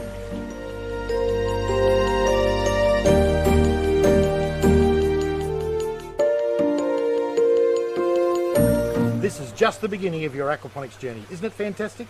Look what we've learned here today. We now know even more about growing really great vegetables, fruits and fish to feed our family in a great way. We're all learning, we're all on this path together. I want to encourage you